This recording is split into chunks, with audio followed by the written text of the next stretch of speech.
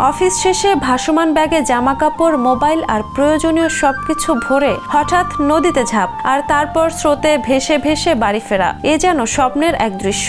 পৃথিবীর বুকে এমনই এক দেশ রয়েছে যেখানে ঠিক এমন দৃশ্যেরই দেখা মেলে। বিশ্বের বেশিরভাগ দেশে অফিস শেষে মানুষ গন্তব্যে ফেরে বাস, ট্রেন, গাড়ি বা সাইকেল করে, কিন্তু সুইজারল্যান্ডে গ্রীষ্মকালে দেখা যায় একেবারে ভিন্ন এই চিত্র।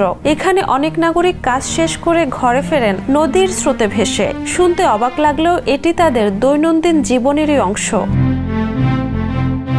সুইজারল্যান্ডের বার্ন ও বাসেল শহরের মধ্য দিয়ে বয়ে যাওয়া স্বচ্ছ আর ও রাইন নদী গ্রীষ্মকালে হয়ে ওঠে এক বিকল্প যাতায়াত পথ। অফিস ছুটির পর মানুষজন নদীর পাড়ে এসে মোবাইল, মানিব্যাগ ও পোশাক গুছিয়ে রাখেন বিশেষ জলরোধী ব্যাগে। এই ব্যাগটি আবার ছোট ভাসমান টিউবের কাজও করে। তারপর নদীতে নেমে পড়েন। স্রোতের সঙ্গে তাল মিলিয়ে ভেসে ভেসেই শুরু হয় বাড়ি ফেরার যাত্রা।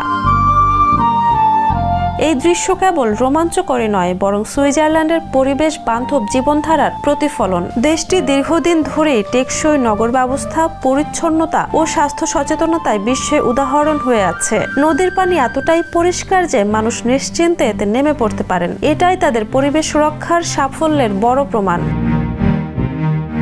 প্রতিদিনের যাতায়াতে নদীকে বেছে নেওয়া মানেই প্রকৃতির সঙ্গে সহাবস্থান। সুইজারল্যান্ড দেখিয়ে দিয়েছে আধুনিকতা আর প্রকৃতি দুটোই একসঙ্গে সুন্দরভাবে চলতে পারে।